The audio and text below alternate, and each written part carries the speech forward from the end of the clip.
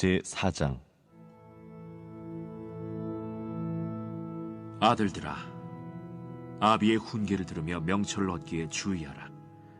내가 선한 도리를 너희에게 전하노니 내 법을 떠나지 말라.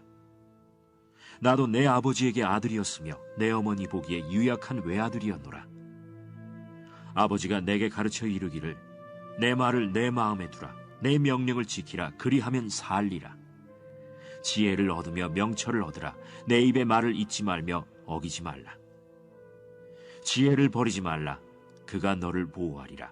그를 사랑하라. 그가 너를 지키리라. 지혜가 제일이니 지혜를 얻으라. 내가 얻은 모든 것을 가지고 명철을 얻을지니라. 그를 높이라. 그리하면 그가 너를 높이 들리라. 만일 그를 품으면 그가 너를 영화롭게 하리라. 그가 아름다운 관을 내 머리에 두겠고 영화로운 면류관을 내게 주리라 하셨느니라. 내 아들아, 들으라. 내 말을 받으라. 그리하면 내 생명의 해가 길리라. 내가 지혜로운 길을 내게 가르쳤으며 정직한 길로 너를 인도하였은즉 다닐 때에 내 걸음이 곤고하지 아니하겠고 달려갈 때에 실족하지 아니하리라. 훈계를 굳게 잡아 놓치지 말고 지키라. 이것이 내 생명이니라. 사악한 자의 길에 들어가지 말며 악인의 길로 다니지 말지어다. 그의 길을 피하고 지나가지 말며 돌이켜 떠나갈지어다. 그들은 악을 행하지 못하면 자지 못하며 사람을 넘어뜨리지 못하면 잠이 오지 아니하며 불의의 떡을 먹으며 강포의 술을 마심이니라. 의인의 길은 돋는 햇살 같아서 크게 빛나 한낮의 광명에 이르거니와 악인의 길은 어둠 같아서 그가 걸려 넘어져도 그것이 무엇인지 깨닫지 못하느니라. 내 아들아, 내 말에 주의하며 내가 말하는 것에 내 귀를 기울이라. 그것을 내 눈에서 떠나지 말게 하며 내 마음속에 지키라. 그것은 얻는 자에게 생명이 되며 그의 온 육체의 건강이 됨이니라. 모든 지킬 만한 것 중에 더욱 내 마음을 지키라. 생명의 근원이 이에서 남이니라. 구부러진 말을 내 입에서 버리며 삐뚤어진 말을 내 입술에서 멀리하라. 내 눈은 바로 보며 내 눈꺼풀은 내 앞을 곧게 살펴 내 발이 행할 길을 평탄하게 하며 내 모든 길을 든든히 하라. 좌로나 우로나 치우치지 말고 내 발을 악에서 떠나게 하라. 알겠습니다. 하나님 주시는 말씀은 구약성경 출애굽기 4장 1절에서 9절 말씀입니다. 다 같이 일어나서 하나님의 말씀을 경청하겠습니다. 네, 하나님 말씀을 봉독하겠습니다. 모세가 대답하여 이르되 그러나 그들이 나를 믿지 아니하며 내 말을 듣지 아니하고 이르기를 여호와께서 네게 나타나지 아니하셨다 하리이다. 여호와께서 그에게 이르시되 네 손에 있는 것이 무엇이냐? 그가 이르되 지팡이니이다. 여호와께서 이르시되 그것을 땅에 던지라 하시매 곧 땅에 던지니 그것이 뱀이 된지라. 모세가 뱀 앞에서 피하매 여호와께서 모세에게 이르시되 네 손을 내밀어 그 꼬리를 잡으라. 그가 손을 내밀어 그것을 잡으니 그의 손에서 지팡이가 된지라. 이는 그들에게 그들의 조상의 하나님 곧 아브라함의 하나님, 이삭의 하나님, 야곱의 하나님 여호와가 네게 나타난 줄을 믿게 하려 함이라 하시고 여호와께서 또 그에게 이르시되 네 손을 품에 넣으라 하시매 그가 손을 품에 넣었다가 내어보니 그의 손에 나병이 생겨 눈같이 된지라. 이르시되 내 손을 다시 품에 넣으라 하시매 그가 다시 손을 품에 넣었다가 내어보니 그의 손이 본래의 살로 되돌아왔더라. 여호와께서 이르시되 만일 그들이 너를 믿지 아니하며 그 처음 표적의 표징을 받지 아니하여도 나중 표적의 표징은 믿으리라. 그들이 이 두 이적을 믿지 아니하며 네 말을 듣지 아니하거든 너는 나일 강물을 조금 떠다가 땅에 부으라. 네가 떠온 나일 강물이 땅에서 피가 되리라. 아멘. 이것은 하나님의 말씀입니다. 아멘. 벌써 7월이 됐습니다. 한 해의 절반이 지나서 7월이 됐는데요. 7월에는 교회에서는 또 중요한 여름 사역이 있고 또 가정에 아이들이 방학도 하고 또 장마철이어서 여러 가지 이 폭우에도 대비를 해야 되고 또 여름 휴가도 계획하고 여러 가지로 다른 때보다 조금 바쁘고 분주한 달로 여겨집니다. 그리고 또 올해 7월에는 작년에 원래 하기로 되어 있었던 올림픽이 또 7월에 열립니다. 코로나로 인한 불안 때문에 올림픽을 해서는 안 된다는 여론도 많았지만 아마도 일본 정부가 그대로 진행을 하려고 하는 것 같아요. 이 일로 코로나가 전 세계적으로 다시 확산되거나 이런 일이 없어야 할 텐데 참 큰 기도 제목입니다. 올림픽을 생각하다 보니까 저는 지난 2016년 리우 올림픽 때 있었던 한 잊을 수 없는 경기가 생각나더라고요. 그것은 우리나라 펜싱 박상영 선수의 결승전 장면입니다. 오늘 영상이 참 많은데 한 1분 정도만 영상을 잠깐 보도록 하겠습니다. 오른쪽이 박상영, 그리고 왼쪽이 헝가리의 게자임네입니다. 자, 코너에 몰다가 자 공격하는 게자임네. 지금 저 선수는 스피 과감하게 공격하는 박상영.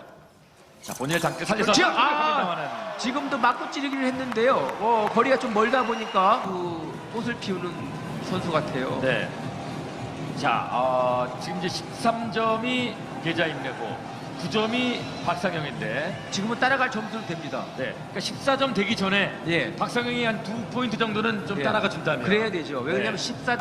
3세트가 시작이 됐습니다. 그렇죠. 좀 자, 정도 들어갑니다. 해야 되죠. 좋습니다. 지금은 손 박상영 찌르기 포인트. 들어갔습니다. 자, 10점. 자, 위쪽 아, 자, 아래쪽으로 공격하는 게자임네. 자, 공격합니다. 그렇죠. 박상영 맞고 포인트. 찌르기 잘. 자, 위쪽에서 박상영 충분하고요. 시간 충분하죠. 네, 시간 걱정 안 해도 됩니다. 맞고 찌르기 그렇죠. 박상영 이러면 포인트. 우리가 또 자, 위쪽에서 박상영 14대 14. 네. 한 포인트를 먼저 따면 승자가 됩니다. 그렇죠. 올림픽. 자, 적극적으로. 자, 박상영 금메달. 시상대 가장 높은 예. 자리에 올라섰습니다. 오른쪽이 네. 우리 영상 이미 다 여러 번 보셔서 아신 분도 계시겠지만 이 선수는 이 펜싱 결승에서 헝가리 선수를 만났는데, 이 펜싱이라는 경기가 3분 3세트가 진행이 되는데 그 진행되는 동안에 15점을 먼저 내면 경기가 끝나게 됩니다. 근데 2세트가 끝났을 때 13대 9로 지고 있었어요. 그래서 상대 선수가 2점만 내면 경기가 그냥 바로 끝나는 상황이죠. 13대 9니까 거의 패배한 것이나 다름없는 상황이었습니다. 근데 2세트가 끝나고 1분간의 휴식 시간에 우리가 영상에서 본 것처럼 이 선수가 홀로 앉아서 계속 할 수 있다, 할 수 있다, 할 수 있다 이렇게 스스로에게 이야기합니다. 나중에 이분이 인터뷰한 것을 보니까 그 할 수 있다, 할 수 있다 계속 이렇게 하면서 자기가 굉장히 이성적으로 바뀌게 되고, 또 여러 가지 복잡한 생각을 단순화시키면서 이 상대 선수를 어떻게 공략을 해야 될지 하는 그런 계획이 세워지더라는 거예요. 그러니까 휴식이 끝나고 정말 3세트가 되어서 기적적으로 15대 14로 역전승을 거두게 되었죠. 이 경기를 위해서 이 선수가 얼마나 많은 시간과 노력을 들이고 땀을 많이 흘렸겠습니까? 그런데 그렇게 많은 노력과 땀을 흘렸지만 금메달을 따기 위한 마지막 한 조각의 퍼즐은 바로 나는 할 수 있다는 자기 믿음, 자기 확신, 그것이었습니다. 1점만 더 잃으면 질 수밖에 없는 마지막 순간이어도 나는 할 수 있다는 스스로에 대한 믿음을 붙들었을 때 그가 목표에 도달할 수 있게 된 것이죠. 근데 여러분, 이걸 한번 생각해 보면 좋을 것 같아요. 우리가 여러 면에서 내 능력이 조금 부족하고 상황도 어렵고 참 이제 부정적인 그런 상황 속에 있을 때 스스로에게 나는 할 수 있다, 나는 할 수 있다라고 하는 자기 확신, 자기에 대한 믿음, 이런 것을 가지기만 해도 오늘 영상에서 본 것처럼 그런 자기에 대한 믿음만 있어도 불가능해 보이는 일들을 가능하게 만들어내고 어려운 목표를 달성하고 그러지 않습니까? 자, 그렇다면 우리가 하나님은 하실 수 있다라는 것을 믿으면 어떻게 될까요?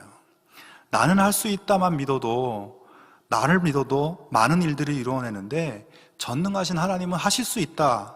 여러분, 이걸 믿으면 하나님께서 우리에게 정말 놀라운 일들을 많이 행하시지 않으시겠습니까? 사랑하는 여러분, 하나님을 향한 믿음은 세상의 모든 벽을 뛰어넘는 놀라운 능력이 된다는 것을 여러분 믿으실 수 있기를 바랍니다.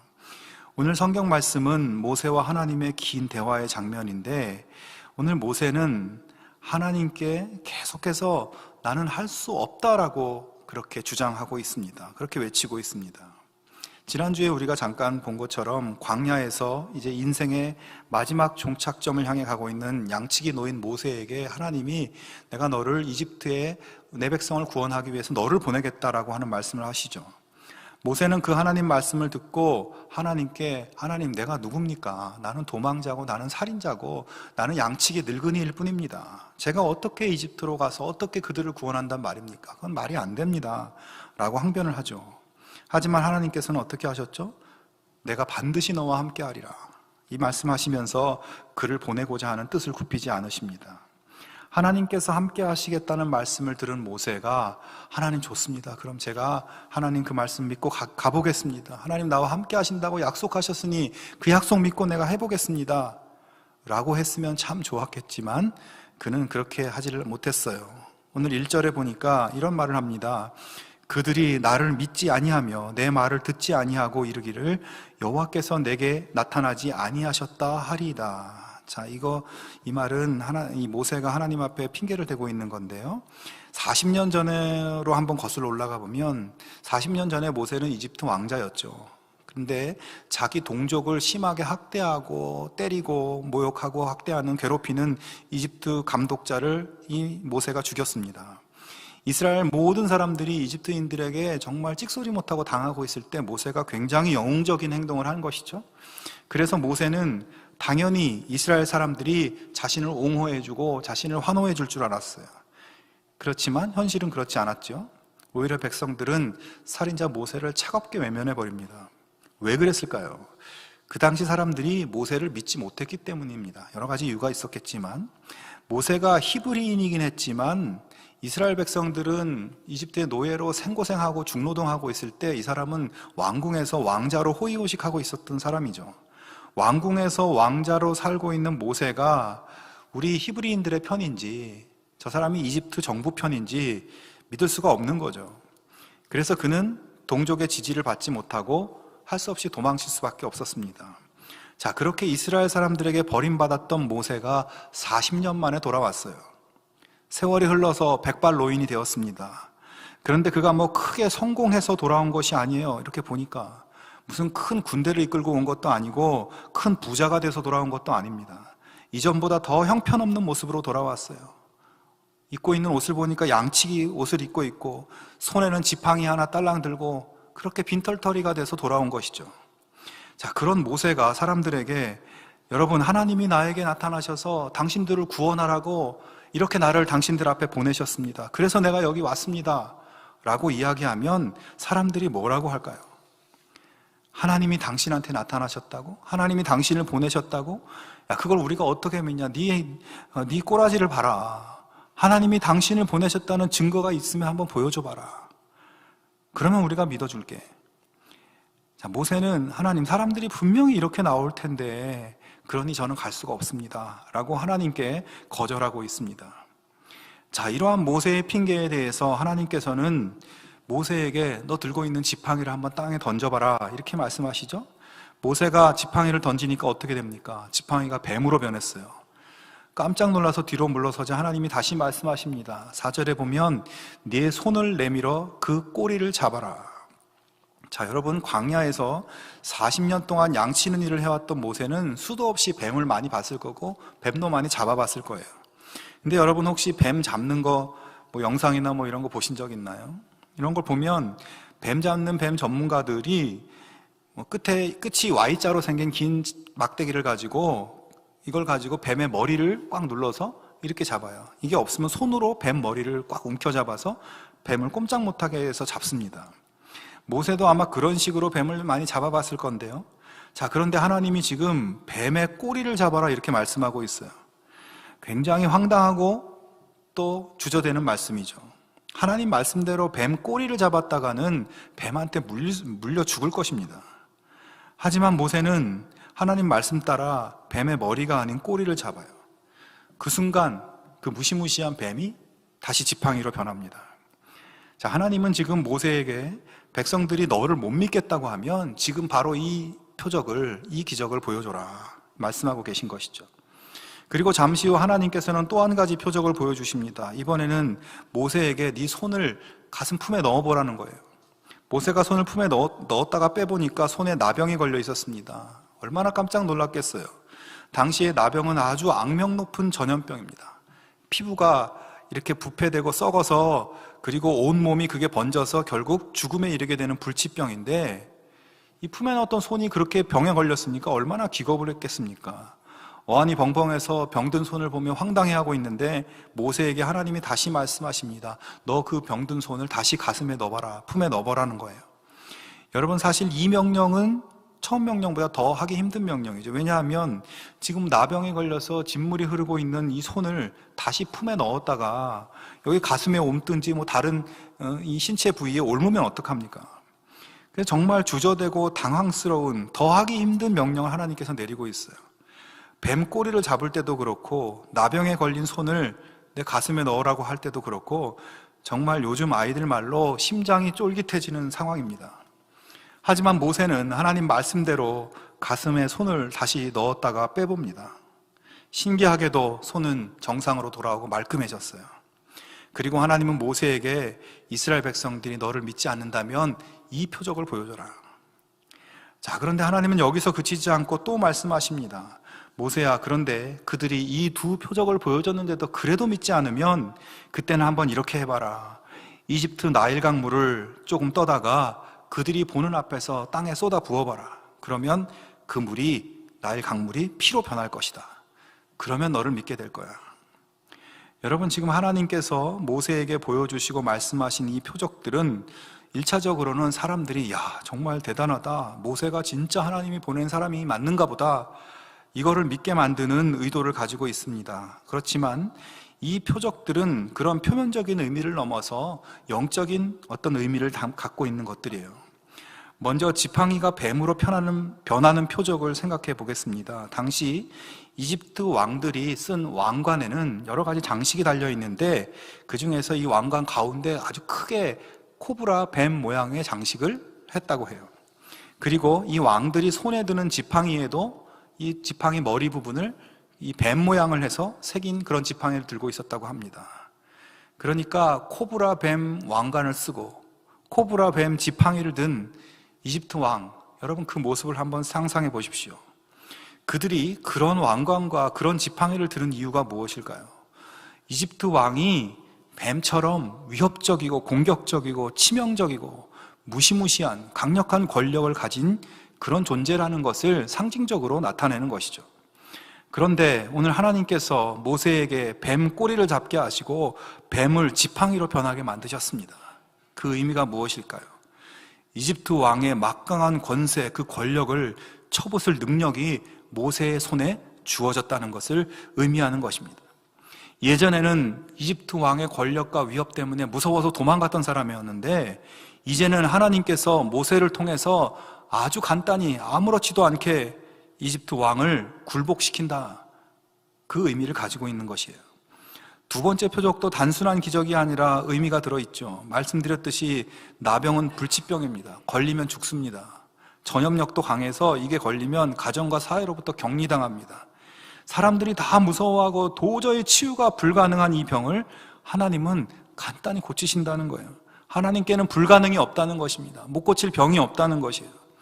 그 하나님이 지금 모세를 보내고 있다는 것이에요. 마지막 표적인 나일강이 피로 변하는 표적은 하나님께서 모세를 통해 행하시는 표적 중에서 가장 강력한 의미를 가지고 있어요. 나일강은 그 길이가 6,650km라고 해요. 세계에서 가장 긴 강입니다. 서울, 부산이 직선 거리로 325km인데 서울, 부산의 20배 되는 그 길이의 강인 거예요. 엄청난 강이죠. 이 거대한 강이 상류에서부터 아주 비옥한 흙을 강 하류까지 실어다 줍니다. 그래서 그 강 하류에서는 언제나 상상할 수 없는 풍성한 결실이 맺혀지고 또 이 강에는 셀 수 없는 물고기와 또 수많은 새들이 몰려드는 정말 대단한 그런 강이죠. 중동 지방이 다 기근이 들어도 나일강이 있는 이집트만큼은 절대 기근이 들 염려를 하지 않아도 돼요. 나일강이야말로 이 이집트의 생명의 근원이고 풍요의 원천입니다. 이집트가 이 당시에 세계를 호령할 수 있는 근원이 바로 이 나일강이었어요. 그러므로 여러분, 그런 나일강이 위협받고 파괴되는 것은 바로 이집트가 파멸된다는 것을 의미하는 것이에요. 자, 근데 지금 하나님이 바로 그 일이 벌어질 것을 말씀하고 있는 겁니다. 생명과 풍요의 원천인 나일강을 피로 변하게 만들어서 이집트를 파멸시킬 수도 있는 능력을 하나님이 가지고 계시고, 그 하나님이 지금 모세를 보내신다는 것이죠. 자, 하나님이 이 정도 모세에게 말씀하시고 또 직접 이렇게 표적을 보여주셨으면 여러분, 모세가 이쯤 되면 어떻게 나와야 됩니까? 하나님을 의지하고 하나님을 신뢰하고 말씀대로 순종하고 그렇게 가야 되잖아요. 근데 모세는 그렇게 하지 못했어요. 또 다른 핑계를 댑니다. 하나님, 근데요, 저는 말을 잘 못하는데요, 그래서 못 가겠습니다. 모세의 이 핑계는 벌써 4번째 핑계예요. 하지만 또 나름 일리가 있는 말이죠.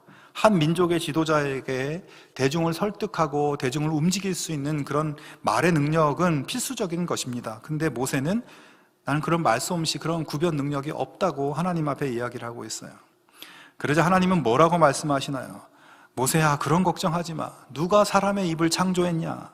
다 내가 창조한 거 아니냐? 네가 해야 할 말이 있으면 내가 말을 가르쳐 줄 거고, 그러니까 염려하지 말고 너는 그냥 내가 가르쳐 주는 말만 하면 돼. 하나님께서 한치의 물러섬 없이 모세를 대응하고 계십니다. 여러분, 이쯤 되면 모세도 그만할 때가 됐는데 이번에 또 대놓고 거절하고 있어요. 13절에 보면 오 주여, 보낼 만한 자를 보내소서. 하나님, 그래도 저는 못하겠습니다. 저는 아무래도 안 되겠어요. 아무리 생각해도 하나님이 그렇게 아무리 기적을 보여주셔도, 하나님이 나한테 할 말을 가르쳐 주신다고 그렇게 하셔도 그래도 정말 못하겠습니다. 저 말고 다른 사람 보내십시오. 모세의 이 5번째 거절에 하나님은 뭐라고 하시나요? 좋다, 네가 정 그러면 말 잘하는 내 형 아론을 붙여줄 테니까 이제 그 지팡이를 들고 가봐라 하면서 그의 등을 떠미십니다. 사랑하는 여러분, 오늘의 말씀 속에서 우리는 하나님의 정말 끝없는 인내를 보게 되죠. 모세는 지금 5번에 걸쳐 하나님 말씀을 거부하고 있습니다. 하나님, 저는 그런 일을 할 자격이 없습니다. 저는 부적격자입니다. 저는 양이나 칠 줄 알았지 하나님이 누구신지, 하나님 어떤 분인지는 저는 잘 알지도 못합니다. 저는 사람들을 이끌고 갈 만한 권위도 없고 지명도도 없고 힘도 없어요. 저는 나이도 많아요. 아무도 저를 믿고 따르지 않을 것입니다. 또 이 일을 할 때 필요한 재능도 하나도 없습니다. 저는 하나님이 필요로 하는 사람이 아닙니다. 여러분, 우리말에 3세번이라는 말이 있는데 이 정도 되면 여러분 같으면 어떻게 하시겠습니까? 그래, 관도라, 관도. 저 같으면 그럴 것 같아요. 하지만 하나님은 모세의 이런 거부 앞에서 끝까지 참으세요. 모세의 핑계를 진지하게 끝까지 받아주시고 자기가 부족하다고 항변하는 모세의 감정과 모세의 현실을 부정하지 않으셨습니다. 그리고 하나님은 또 이렇게 나오는 모세를 젊은 청년으로 변화시켜준다거나, 또 갑자기 말을 잘할 수 있게 만들어준다거나, 무슨 큰 돈을 쥐어준다거나, 무슨 큰 군대를 모아서 모세 앞에 데려다 놓는다거나, 또는 모세한테 야, 너 너무 어렵게 생각하지 마. 보기보다 이거 할 수 있는 일이야. 쉬운 일이야. 생각보다 쉬운 거야. 이렇게 설득하지도 않으셨습니다. 즉각적인 성공을 보장해 주거나 긍정적으로 생각해 보라고, 패배주의자가 되지 말라고 이런 말도 하지 않으셨어요. 하나님은 모세를 책망하지도 않고 그저 처음부터 끝까지 부드럽게 하나님 자신이 어떤 분이신가를 계속해서 보여주고 있습니다. 하나님은 함께 하시는 분, 하나님은 동행하시는 여호와이심을 말씀하셨어요. 놀라운 표적들로 이집트의 바로보다 월등한 능력을 가지고 계신 분을 보여주셨습니다. 하나님은 창조주이시고 모든 것을 공급해 주실 수 있는 하나님이심을 말씀하셨습니다. 모세는 계속 부적절한 이유를 얘기하지만 하나님은 그의 주장에 동의하면서도 부드럽지만 단호하게 하나님이 어떤 분인지, 하나님의 능력을 계속해서 보여주고 있어요.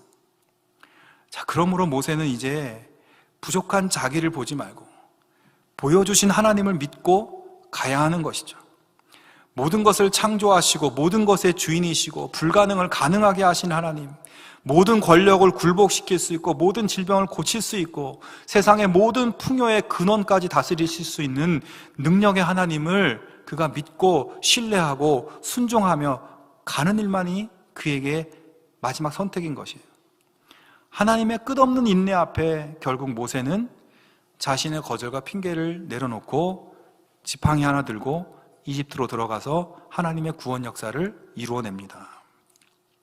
사랑하는 성도 여러분, 이 말씀 보면서 이제 우리 자신을 한번 돌아봤으면 좋겠습니다. 우리도 지금 모세만큼 사실 굉장히 녹록지 않은 어려운 인생길을 살아가고 있어요. 그런 세상을 살고 있어요.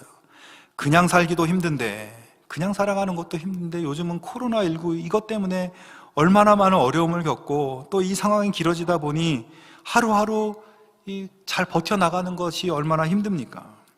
그리고 뭔가 새로운 일을 할 수 있는 에너지가 점점 소진되고 있어요. 모세처럼 그냥 지금 이만큼만이라도 잘 유지하며 살 수 있으면 되겠다, 그만큼만 하면 성공이지, 그런 심정입니다. 근데 여러분, 이런 상황 속에 있는 우리가 또한 하나님의 은혜로 부르심을 받은 하나님의 자녀고, 동시에 이집트와 같은 삶의 자리로 보냄받은 하나님의 일꾼이고 그리스도의 제자임을 우리는 기억할 수 있어야 합니다. 모세를 이집트로 보내시듯이 우리를 우리의 삶의 자리로 하나님은 보내십니다. 하지만 세상살이의 분주에서 하나님 자녀로 살아가는 것, 하나님의 보내심, 하나님의 사명, 이런 걸 얼마나 우리는 의식하며 살아가고 있나요? 모세처럼 우리도 하나님 자녀로, 믿음의 백성으로, 하나님의 사명자로 살기 어렵다는 수많은 이유와 조건과 핑계들로 방어막을 치고 어떻게든 빠져나가려고 하며 그렇게 살고 있지는 않습니까? 지금은 내가 힘드니까 하나님 조금 형편 좋아지면 그때 내가 믿음 생활 다시 열심히 한번 해볼게요. 우리 그렇게 살고 있지는 않나요? 그래도 하나님은 우리가 그렇게 나와도 모세에게 하셨듯이 우리를 받아주시고 인내하시고 참아주시고 기다리시고 함께 하신다고 말씀하십니다. 너의 불가능해 보이는 조건과 상황이 아니라 나의 가능하게 하는 능력을 보라고 말씀하십니다. 그래서 자녀의 삶, 제자의 삶을 회복하라고 말씀하십니다. 사랑하는 여러분, 사는 게 어렵고 힘들 때 우리 자신을 보지 말고 성경을 펴서 놀라운 일을 행하시는 능력의 하나님을 바라보고 성경 속 하나님이 오늘 나에게도 역사하실 것을 여러분 믿어보시기 바랍니다. 우리는 뱀 같은 사탄의 권력을 무너뜨리는 능력의 하나님을 믿고 하나님과 함께 동행하기만 하면 되는 것이에요. 나일강을 무력하게 만드는 위대하신 하나님이 내 편이심을 믿고 가면 되는 것입니다. 우리는 할 수 없지만 하나님 하실 수 있으니까 하나님 붙들고 가면 되는 거예요. 허버트 벤슨이라고 하는 미국의 유명한 심장병 전문 의사가 이런 말을 했습니다. 이것은 두통을 없애준다. 이것은 80%의 협심증 환자를 고칠 수 있다. 이것은 창조력을 증진시킨다. 이것은 불면증이 사라지게 한다. 이것은 중풍을 예방한다. 이것은 혈압을 감소시켜 고혈압 치료에 도움을 준다. 이것은 암의 치료에 유익하다. 이것은 공포로 인한 충격을 조절해 준다. 이것은 콜레스테롤의 함량을 낮춘다. 이것은 걱정, 근심 때문에 발생하는 설사, 구토, 변비, 불안, 우라병 등을 제거해 준다. 이것은 스트레스를 해소하고 마음의 평안과 감정의 균형을 가져다 준다. 이것은 무엇일까요?